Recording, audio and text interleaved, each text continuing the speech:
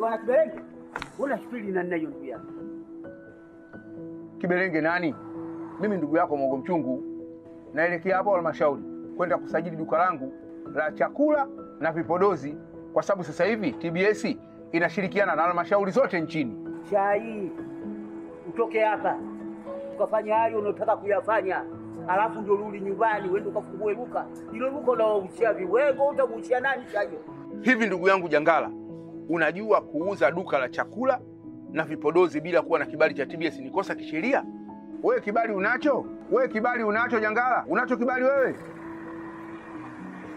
Hivi mimi niko shiriachi au niko shiriachi? Kwa maelekezo zaidi piga namba zifuatazo: bure 0800 110827, tovuti